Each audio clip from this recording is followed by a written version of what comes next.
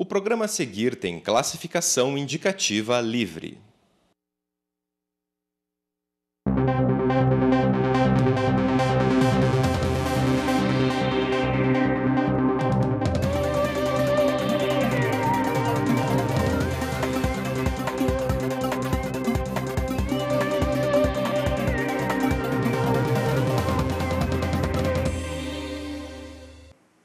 Olá, seja bem-vindo ao Plural. Você já deve ter ouvido falar em um projeto que propõe a redução da maioridade penal para 16 anos. A discussão não é de hoje, mas ganhou força depois de uma onda de crimes praticados por menores infratores.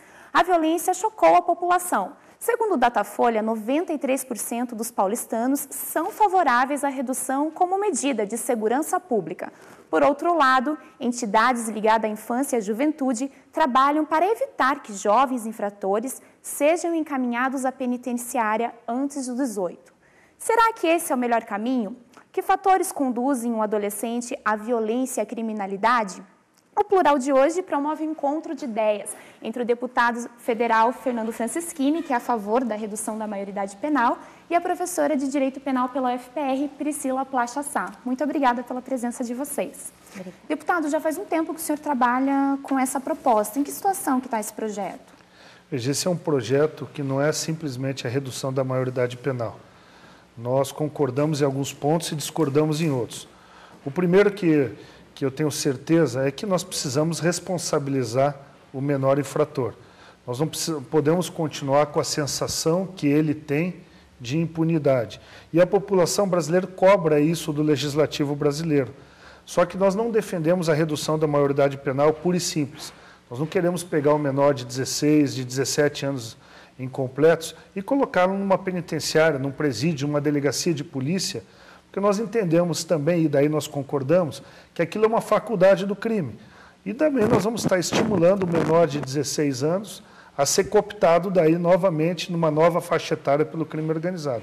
Mas que nós precisamos de um modelo novo de responsabilização, talvez até criminal para o menor de 18 anos, nós podemos. E vamos debater talvez o modelo que nós aprovamos há 6 meses atrás, na Comissão de Segurança Pública, que é o aumento do período de internamento do menor infrator. Professora, o deputado falou em sensação de impunidade que a sociedade tem diante desses crimes, né?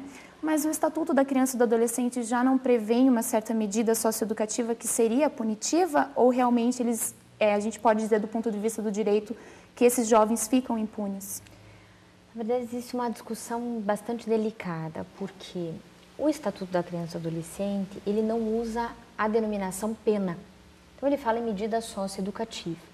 Só que se a gente comparasse as medidas socioeducativas às penas criminais dos adultos no Código Penal, a gente veria que elas correspondem de uma certa forma. Então, a gente tem lá pena restritiva de liberdade em regime fechado, é equiparada à medida socioeducativa de internamento. O que talvez seja necessário pensar, enfim, nós já conversamos, né, em outras ocasiões sobre isso, é que rigorosamente até essa linguagem mais doce do Estatuto da Criança, no sentido mais leve, né, não se fala em crime, se fala em ato infracional, não se fala em pena e sim em medida socioeducativa, talvez ela enfrente duas questões bastante delicadas.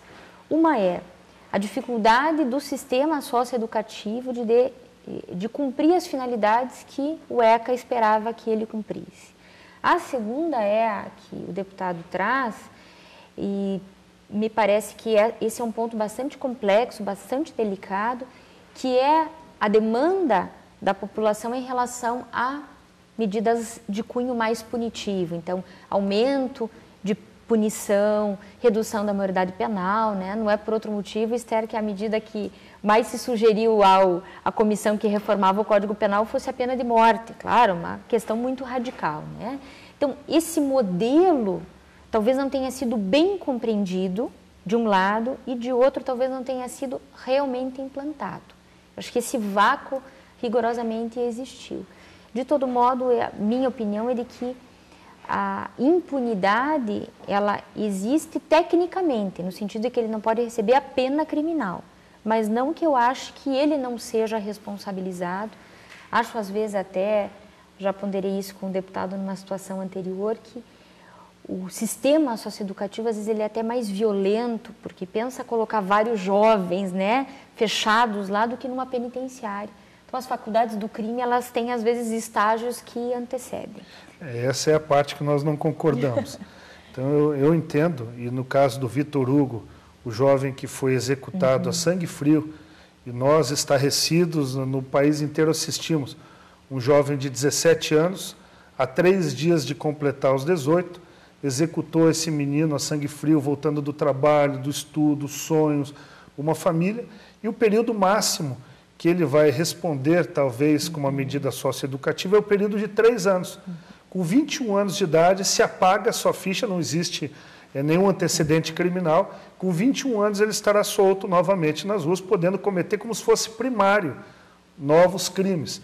Então, é essa parte que eu acho e defendo que nós temos que ter um período maior de internamento. Nós defendemos e aprovamos na Comissão de Segurança que até os 24 anos de idade, quer dizer, seriam 6 anos até, ou 7, 8, depende do crime. Mas principalmente os crimes hediondos, são os homicídios com requintes de crueldade, típicos de grupo de extermínio, o tráfico de drogas, são crimes, o estupro, o latrocínio, crimes que chocam a sociedade e que merecem um maior tempo de internamento. Nós não podemos, aos 21 anos, botar aquele jovem que executou novamente em liberdade como se fosse um primário. Aquilo dá a sensação para os outros de 16, 17, que podem viver aquilo que eles chamam da vida louca, tentando buscar dinheiro, poder. É fácil, talvez, e sempre falei para a professora, a gente debater no ambiente acadêmico. O duro é a gente ir na família desses jovens, na família daquele médico que foi executado na frente da sua família inteira com as mãos amarradas nas costas, quando sua esposa ou talvez a filha estivesse prestes a ser violentada sexualmente. Como é que nós explicamos para eles que nós temos que mudar o regime social no nosso país, temos que dar uma segunda chance? Para eles não tem explicação. E quanto mais aumenta a quantidade dessas famílias vítimas de crimes horrendos, aumenta a quantidade de gente que defende a redução da maioridade penal.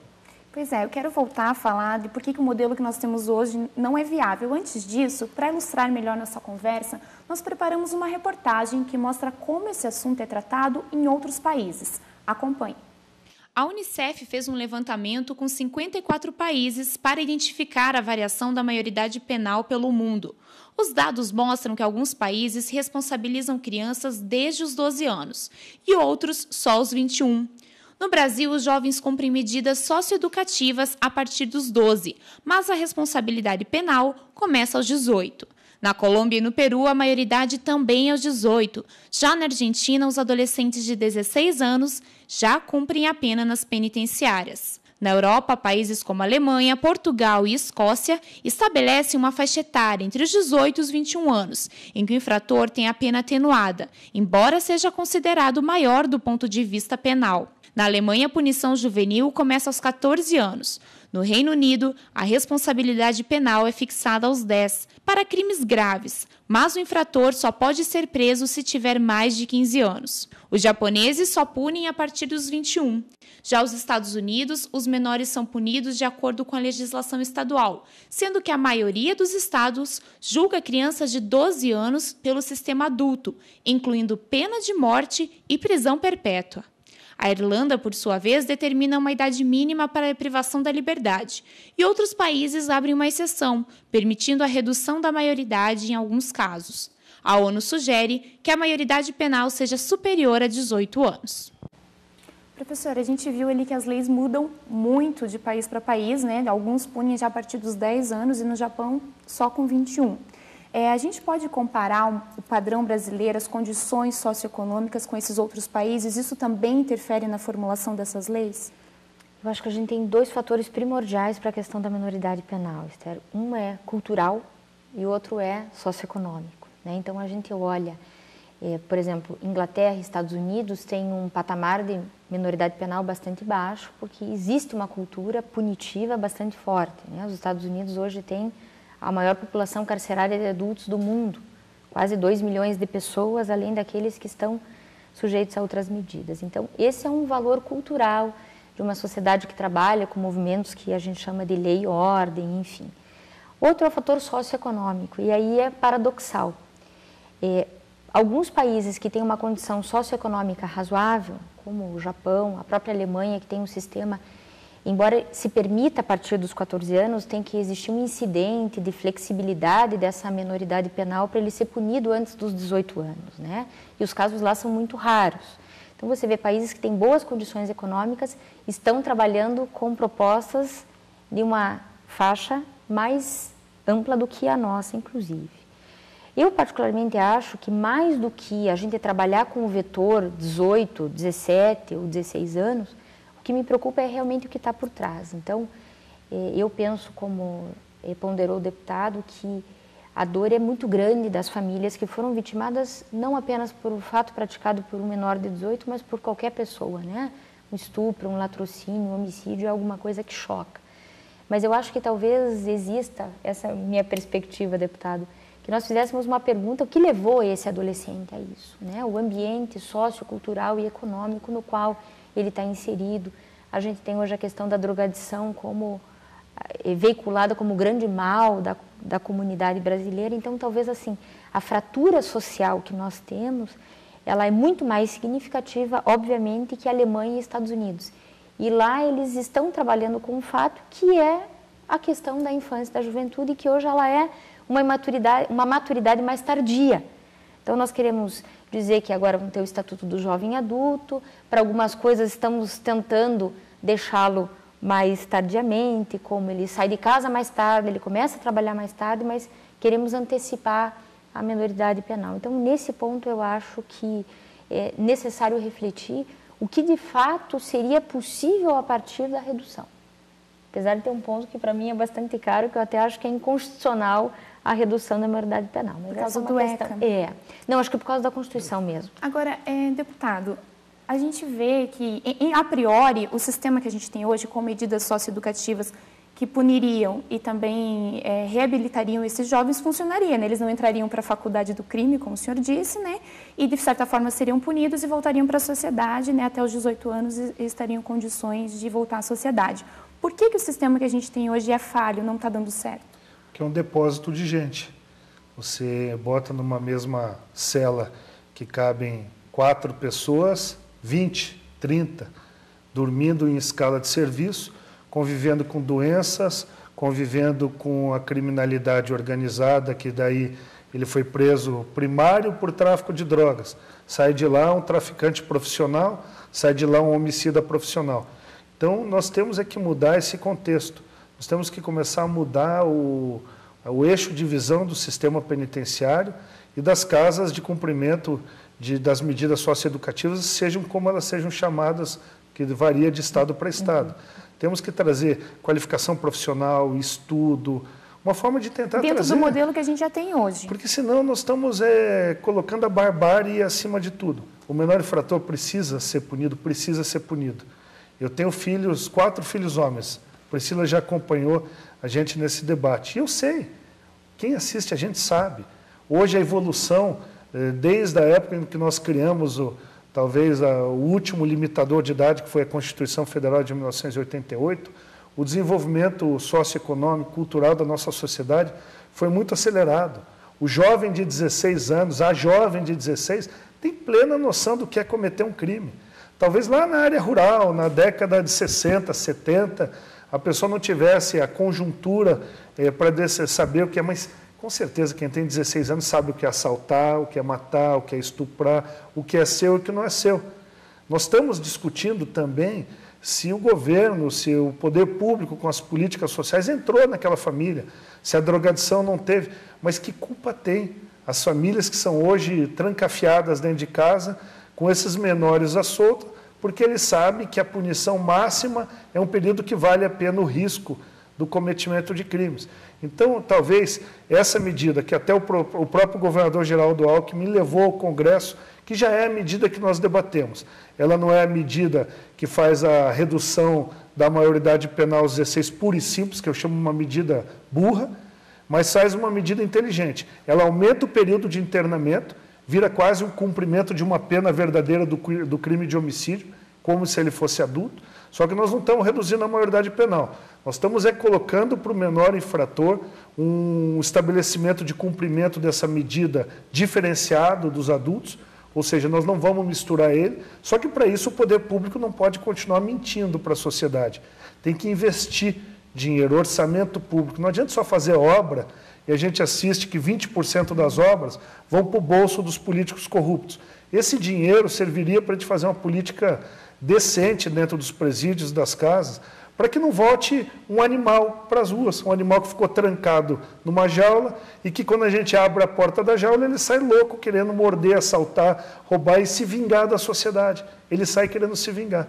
Então, esse debate, a gente concorda em muita coisa, é o debate que envolve não só o aspecto social, mas a defesa da sociedade numa balança.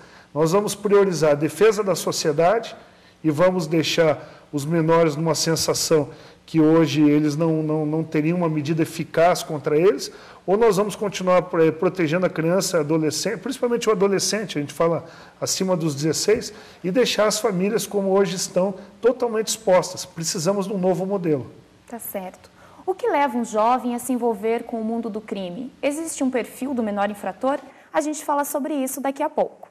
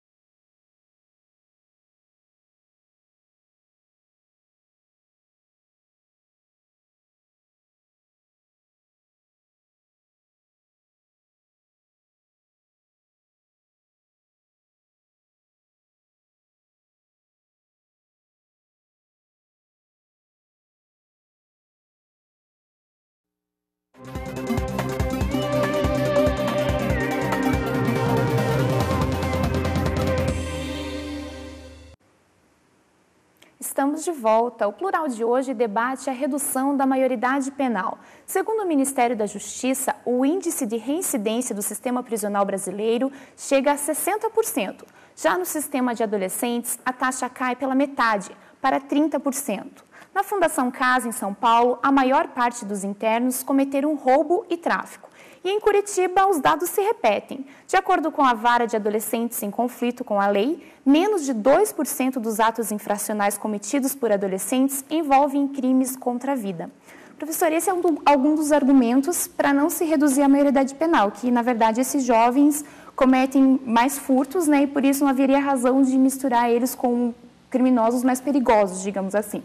E outros dados mostram que os jovens são mais vítimas da violência do que agressores. 67% das vítimas por arma de fogo são jovens com idade entre 15 e 29 anos. E, além disso, o mapa da violência divulgado pela Fundação Abrinq mostra que 97% das agressões contra crianças e adolescentes são praticadas pelos adultos.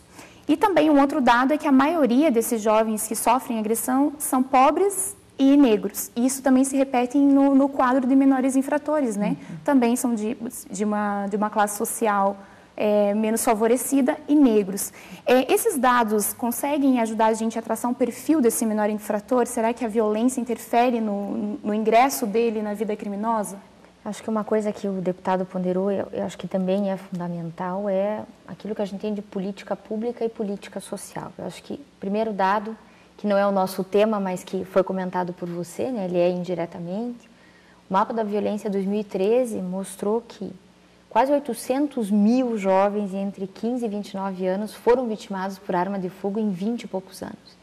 Isso é uma cifra de guerra, né? É um dado absolutamente impactante. Então, talvez nós nos preocupamos mais com aquilo que é feito pelo jovem do que propriamente aquilo que se faz contra ele.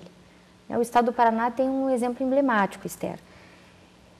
Promulgado o Estatuto da Criança e do Adolescente, fizemos o Centro de Atendimento Adolescente Infrator. Mas levamos quase 20 anos para fazer a delegacia que trabalha com os crimes cometidos contra os adolescentes. Então, acho que o padrão de repetição de violência está um pouquinho naquilo que eu comentei de dados culturais. A percepção do exemplo, da comunidade na qual eu estou inserido, é um dos fatores que pode colaborar. Eu acho que não apenas, né? A Vara de Adolescentes de Curitiba tem um percentual bastante pequeno de crimes graves, né? Eu comentava, tivemos uma discussão de latrocínio ano passado, que acabou não se comprovando que tinha participação do adolescente, e 2 de homicídio. Uma onde se comprovou de fato que ele não tinha nenhuma responsabilidade penal. No sistema prisional do Paraná, ao contrário do que parece, nós não temos uma maioria negra. A maioria nossa, 20 mil condenados, nós temos quase 14 mil de brancos. Mas no sistema socioeducativo, o panorama é invertido, mesmo aqui. Então, nós atendemos pela universidade adolescentes em conflito com a lei ano passado, por conta de um jogo de futebol. Eu acho que faltou habilidade da autoridade pública, enfim, mediar os meninos. Só os negros foram levados para responder o processo criminal no sistema socioeducativo. Então, eles tinham apanhado das autoridades públicas, tinha até o laudo de fratura, enfim, encaminhados já para o Ministério Público para investigação, e estavam ali respondendo por desacato, que teriam dito alguma coisa do estilo, para de me bater, seu louco, não sei o quê, enfim. Então, a gente vê como a coisa se inverte. Primeiro se deveria ver o que acabou levando a essa violência. Então, eu acho que existe um padrão de repetição. Há coisas delicadas, a gente pode pensar, por exemplo, o caso da sociopatia, né? O Champinha protagoniza esse exemplo, né, deputado? Onde a criança talvez de fato tenha uma sociopatia. Ela não fica sociopata aos 18 anos. O ECA não tem uma medida para adolescentes que tenham problemas mentais. Essa é uma alteração importante. Não tem, ele tem essa veia aberta. No último debate nosso, até nos artigos que nós fizemos com a Gazeta do Povo, a questão do Champinha. É uma questão que não é prevista. E tinha um menor infrator também no sistema socioeducativo do Paraná, que tinha 6, 7 homicídios alguns anos atrás. A psicóloga que cuidava do Projeto Fênix, minha amiga, estava ameaçada de morte, e o jovem saiu com os 21 anos de tantos homicídios para a rua, dizendo que ia matá-la. Infelizmente, esse jovem, a gente sempre torce e ora para Deus para que ele se recupere, acabou num embate com a polícia, morrendo meses depois. Mas, imagina, alguém que cometeu um homicídio em série, com certeza uma sociopatia criminosa total, não tinha um instrumento jurídico para que aquele caso específico pudesse ter. Então, talvez nessa nossa revisão, nós possamos, como você bem disse, se 2% são os crimes graves, foi esse o nosso objetivo.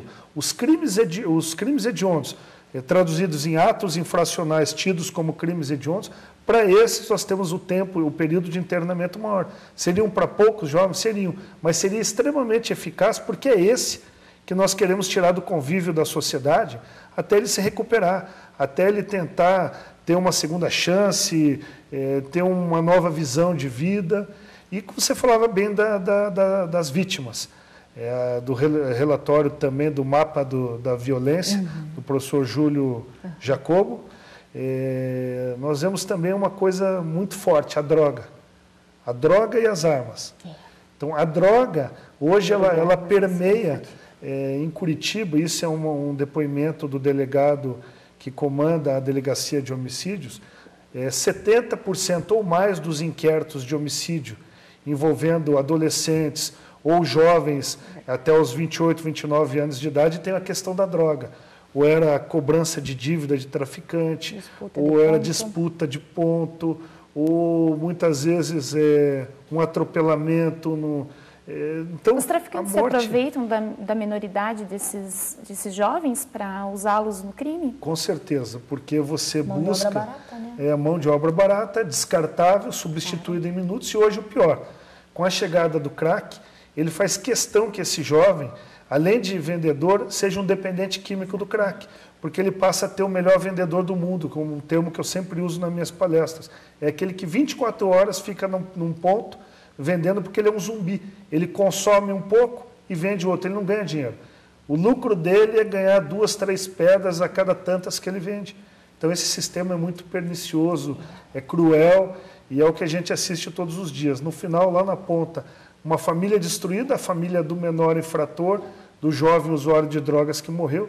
E na outra, pior ainda, aquela família que não tinha nada a ver com o crime, que estava tranquila, com seu filho voltando do trabalho, do estudo, e que na frente das câmeras, como a gente viu, foi executado.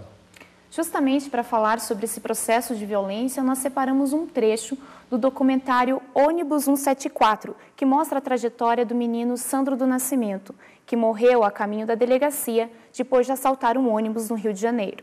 Nós não tínhamos resolvido a tragédia da Candelária e já estávamos vivendo uma outra tragédia que era, em certo sentido, uma extensão daquela primeira. Sandro, que é vítima da Candelária, agora se converte no algoz do novo drama, quase que para nos acordar para o fato de que nós precisamos resolver essa questão que é maior que a Candelária, é maior que o 74, que Vigário Geral e que todas as nossas tragédias cotidianas. Atenção agora, lá. Vai dar 6 horas, quer pagar pra ver você, né? Vou explodir a cabeça dela.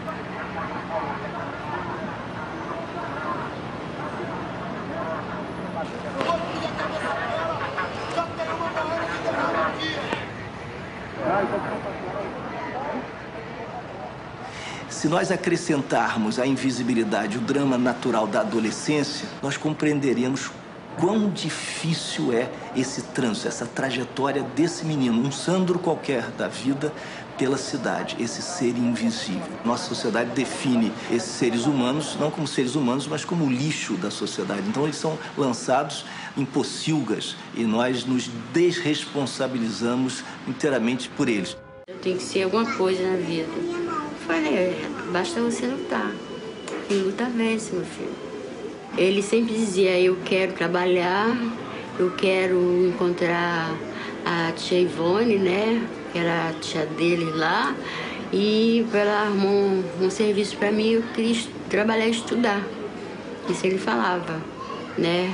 Eu falei, se você tiver força de vontade, meu filho, você vai vencer. Mas eu tive o contato com ele 2 meses antes do episódio do ônibus, quando ele veio me pedir um emprego. Disse para mim, olha, Tivone, eu tô cansada dessa vida, não aguento mais, eu queria trabalhar, mas quem é que vai me dar emprego? A senhora olha para mim e vê se alguém vai me dar um emprego. Eu não sei ler nem escrever, eu não tenho carteira de trabalho, eu nunca trabalhei, eu vou fazer o que da minha vida? A não ser isso que eu faço. Quem é que vai me dar uma chance? Ninguém nunca deu. Deputado, essa história do menino Sandro, o documentário mostra, é uma história bastante triste. Ele presenciou o assassinato da mãe quando criança, se tornou menino de rua, depois presenciou o assassinato dos colegas, né, que eram os meninos da Candelária, ele é um dos sobreviventes. E mais tarde tentou assaltar esse ônibus e o que se diz é que ele morreu a caminho da delegacia, né, foi morto pelos policiais. Esse perfil de menino que sofre, é de origem pobre, se repete de certa forma, né? E a gente vê também, pelo mapa da violência, que a maioria deles, além de ser de origem pobre, 90% deles abandonaram a escola aos 14 anos de idade. Né? Então, não tem acesso à informação, à educação. Isso mostra, de certa forma, que o Estado está sendo omisso no processo de prevenção para que esses meninos não ingressem na violência? Acho que nem só o Estado, a família está sendo omissa. Nós temos que voltar lá atrás, é da família. Agora, um ponto que é importantíssimo. Todo pobre é bandido? Não, né? Quantos desses não são bandidos e são pobres? Então, ele teve, talvez, uma infância diferenciada e estaria nesses 2% que precisam de medidas diferentes. Mas você que está nos assistindo, e tenho certeza que nós aqui também, quem precisa ser protegido naquele momento? O Sandro, que teve todos os problemas, ou aquela coitada que estava com uma gravata no pescoço, os seus filhos e sua família assistindo em casa ela de refém? Ela não pediu para estar ali. Então, essa balança que me condói como legislador e como delegado da Polícia Federal que viveu a vida toda dessa. Precisamos proteger o seu Sandro? Precisamos. O poder público falhou, a família teve problemas, tudo. Mas, no momento, quem precisa de proteção é a sociedade espelhada naquela mulher que estava com a gravata. Se erraram lá atrás, a culpa não é dela e nem das outras famílias que estavam dentro do ônibus e foram liberadas.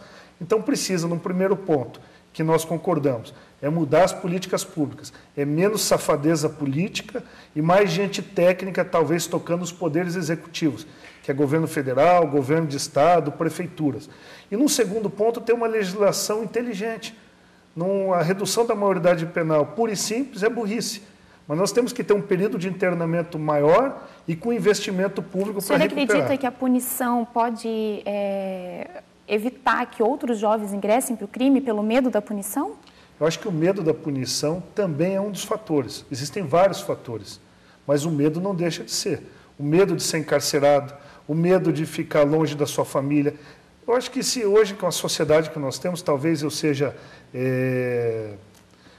tradicional demais nisso, por ter uma família cristã e ter sido criado dessa forma, mas se perdeu muito a educação da família.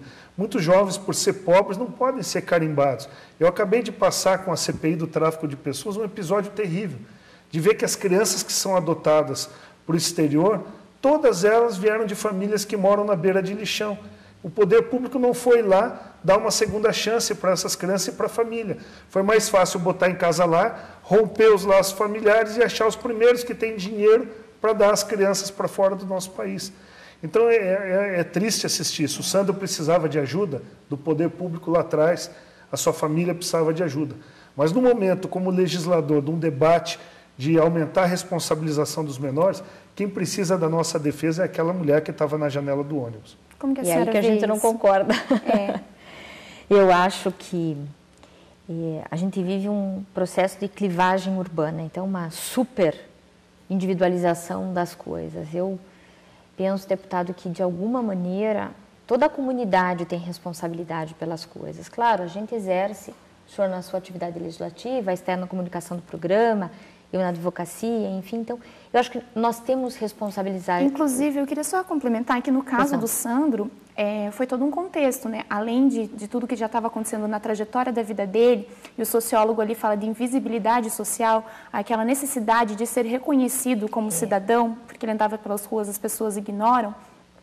No momento que ele estava cometendo aquele assalto, ele tinha, pelo menos as declarações do documentário dizem que ele tinha medo, né? Porque a essência dele não era má. Mas ele estava conseguindo aparecer, então ele estava tendo reconhecimento. E um agravante, né, da nossa área de comunicação, de jornalismo, tudo estava sendo transmitido ao vivo, na íntegra, né? Então é um conjunto de erros, né? Será que essa transmissão não prejudicou o próprio trabalho da polícia? Claro. Né? Então eu penso assim, Esther, esse processo de clivagem urbana leva a que determinados adolescentes e crianças não tenham opções. Eu concordo com o deputado. Não é porque alguém é pobre é que ela necessariamente é bandido. E acho que a inversão poderia ser pensada assim, deputado, mas algumas são tratadas como se fossem exclusivamente. Então, de toda a trajetória de vida do Sandro, que é uma repetição de muitos casos de adolescente, a chamada vida louca, né, eles até falam isso, não apenas no Sinásio, mas também dentro da penitenciária, vida louca, slogans relacionados com o crime organizado. Eles tentam, de alguma maneira, ter uma identidade. Qual é o problema? É uma identidade violenta. Então, nós fazemos todo um esforço para que apenas a punição apareça. Nós não buscamos essa cadeia de responsabilidade que faltou da escola, da família, do Estado. Então, aparece o direito penal, claro. Quando a gente está premido por essa coisa do medo, da sensação de insegurança, esse ponto acaba ganhando relevo. Mas o entrevistado ali naquele recorte do Sandro, ele fala desse problema. Como é que você vai introduzir na cabeça desse jovem, num ambiente absolutamente violento, acho que não é uma faculdade ainda, deputado, é uma escolinha já do crime, criminógeno. Se o adulto já tem dificuldade de estar naquele sistema, pensa o adolescente em ebulição, uma série de coisas próprias da idade. Como é que você vai dar para ele um paradoxo pedagógico, cultural e social menos violento? E ali você vai potencializar o besta-fera. Porque a violência é um processo normal do ser humano. A cultura e a civilização que te impedem. A gente poderia brincar e dizer assim, Esther, putz, às vezes eu penso, queria matar fulano de tal. O que me proíbe de levar isso à realidade? Valores culturais, religiosos, cristãos, enfim. Até o medo da punição. Dependendo do crime, sim, né? Eu acho que A questão é, para o adolescente, parece que o empenho exclusivo que às vezes aparece é o da punição, deixando todo esse flanco aberto, né? Eu ia ainda comentar com o deputado, o MPF determinou o fechamento da unidade onde está o Champinha, que já tem 26 anos e estava por uma manobra de tentativa de elasticidade lá da interdição, estava cumprindo pena. O MPF fez uma vistoria, os adolescentes estavam amarrados em pilares, dormindo no chão, alguns inclusive com as necessidades fisiológicas sendo feitas no mesmo ambiente, porque não havia esse cuidado. Então, deputado, se for para isso, para aumentar o tempo de permanência lá, não é possível imaginar, né? A gente já vai falar, então, o que pode ser feito para que melhore, ou dentro do que nós temos, ou soluções futuras. Nós fazemos uma pausa no nosso debate e já voltamos.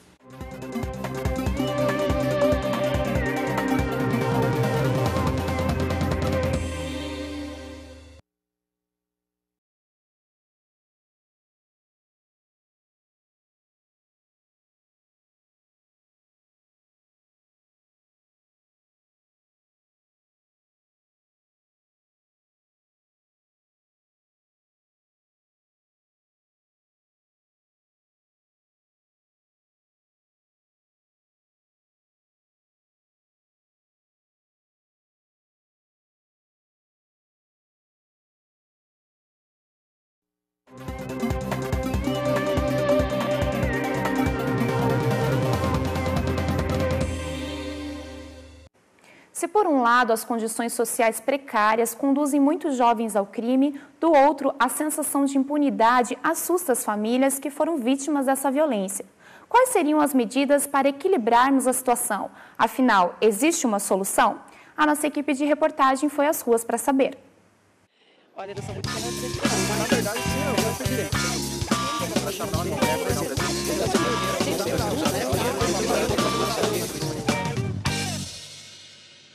Você é a favor da redução da maioridade penal? Esse pessoal que está cometendo os crimes com 16, 17, será que eles têm que ser punidos como crianças ou como adultos? Ah, tem que ser punido como adulto, né? Não tem como, né? O erro que estão fazendo, né? Não tem como, né? Tem que pagar o que fez, né? Não é porque é de menor que vai, né, ficar impune, tem que pagar. Porque eu acho que se eles cometem o crime, eles sabem o que estão fazendo. Porque o menor aos 16 anos, ele tem a consciência para poder escolher os seus deputados, os seus governadores, seu presidente, né? Então ele tem consciência daquilo que faz. Eles fazem coisa que, né, só porque eles são menores, eles podem fazer, né? Então eles têm que ter uma lei mais severa. Muita gente faz as coisas e acha que depois não vai pagar. Então acho que assim eles param de fazer essas coisas erradas, sabe? Você acha que é melhor aprender ou tentar reeducar? Será que tem que ter um tratamento diferente dos adultos? Tem que pôr na cadeia, porque hoje em dia se pai e mãe forem educar, o que acontece? Os pai e mãe são punidos, né? Então a justiça tem que fazer igual o que faz para os adultos, tem que fazer para eles. Não é só prender, é dar uma estrutura, é encaminhar o preso para fazer alguma atividade, dar um sentido, mostrar o porquê dele estar aqui. É melhor prender do que educar, né? Porque uma criança já com 16 anos já sabe o que está fazendo, né? Para melhorar, teria que fazer um planejamento educacional, cortando primeiramente essas coisas de estatuto do menor adolescente que tem que ser revisto, na minha opinião. Tudo bem que o governo deveria dar uma assistência melhor em matéria de estudo, saúde, porque para cada porta da prisão que se fecha, tem que abrir uma escola. Deputado, a gente viu ali que a grande maioria das pessoas é a favor da redução, mas o senhor mesmo disse que a redução pura e simples não resolve o nosso problema. O que a gente pode fazer para melhorar dentro do que nós temos hoje ou então de acordo com a sua proposta? Você veja, a minha proposta é a redução da maioridade penal no sentido de aumentar o período de internamento. A gente chama de uma forma para a população entender a redução da maioridade penal. Na verdade, a gente quer que desde os 12 anos de idade o período de internamento vá chegando até 8 anos, de 3 até 8 anos. É uma pena, como se fosse de adulto esse tempo, porque, como disse a professora, nisso ela tem razão, Ele vai cumprir o mesmo período que ele tivesse uma responsabilização criminal. Mas é a única forma dele se sentir que ele não vai ter a sensação de impunidade, de que ele pode cometer crimes, que quando ele chega aos 21, ele tem uma vida nova, tudo apagado, ele começa de novo. O senhor estuda alguma forma de que, mesmo internados, esses jovens, a partir dos 12 anos, eles tenham condições, diferentes do que nós temos hoje, de serem reabilitados, de terem acesso à educação, de que essa casa ou esse educandário funcione de forma a acolher e mudar a estrutura social dessa pessoa? Tem que criar crime de responsabilidade para presidente da República, para governador, que não coloca dinheiro na recuperação de criança e adolescente e, principalmente, do infrator, do condenado também maior de idade. Eu tenho outro projeto polêmico, talvez um próximo debate, que acaba com auxílio reclusão, principalmente para o crime hediondo. Eu acho um absurdo o poder público não investir na penitenciária para dar trabalho para o preso e paga para sua família auxílio reclusão. Quem morreu ficou órfão e não tem ajuda nenhuma do INSS. O que matou vai preso e sua família é abrigada aqui fora. Então são absurdos, que são polêmicos, mas são absurdos, que nós temos que enfrentar. E hoje está na mão do governo. Se o governo não investir financeiramente com o nosso dinheiro, nossos impostos, toda vez vai abrir a jaula e vai soltar as feras na sociedade. Mas que nós precisamos responsabilizar os menores. E eu tenho certeza que o modelo não é colocar na prisão, nas delegacias, os menores de 16 a 18, mas criar um sistema de cumprimento de medida socioeducativa diferente e ele poder ficar o mesmo tempo de cumprimento de pena como se fosse um adulto. Cada juiz, e o Ministério Público vai intervir, a OAB com os advogados que vão estar exercendo a sua profissão, vai ter a dosimetria do período de internamento da mesma forma. O que não podemos é ficar como hoje. Os jovens soltos com a sensação de impunidade, cometendo crimes e nós, sociedade, assistindo tudo isso. Professora, na sua visão, o que a gente pode fazer? Eu sempre fico preocupada que a gente faça toda a nossa aposta numa lei, né? Porque eu acho que fazer a legislação significaria algo que o deputado comentou. A família, a sociedade não se coloca como um agente de transformação. Então, eu nesse ponto, deputado, tenho uma certa dúvida de que apenas a responsabilidade deva existir para o gestor público. Acho que alguma deve existir. Mas eu penso assim, Esther, o problema é absolutamente complexo. E quanto mais a nossa sociedade se complexifica, mais a gente tem pluralidade de uma série de coisas que compõem o atributo da personalidade do ser humano, que vão desde a sua religião até a sua opção sexual, nós passamos a não ter uma solução única para determinadas coisas.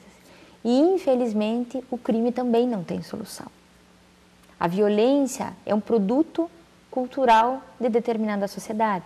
Ele vai existir mais ou menos de acordo com as inferências que essa sociedade sofre. Então, a gente costuma olhar assim, sociedade oriental, ela tem uma conotação que se funda a partir da vergonha.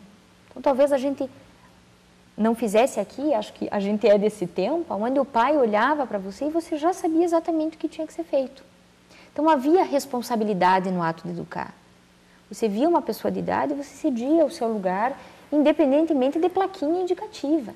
Então, existiu uma cultura que propiciou uma violência dessa de vida louca. O difícil é você romper a rotatória.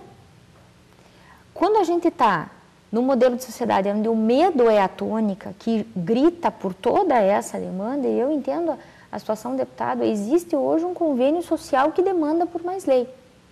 Eu não sei, deputado, eu penso que isso é para livrar a responsabilidade, às vezes, dessas pessoas, né?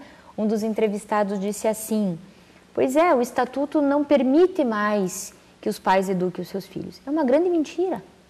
O estatuto disse, não precisa torturar e espancar a criança, mas é responsabilidade do pai educar.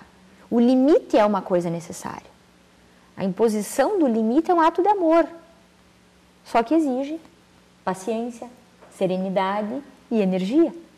Então, eu penso que a lei, ela pode ser uma das medidas. Eu não acho que ela seja nem a mais importante e nem a mais efetiva. Tá certo. Eu agradeço a presença de vocês hoje aqui. Esperamos ter contribuído para o telespectador tomar uma posição também sobre esse assunto. O Plural de hoje termina aqui. E se você quiser ver e rever esse e outros programas, acesse nossa página na internet. A UFPR TV também está nas redes sociais. A gente se vê na próxima semana. Até lá!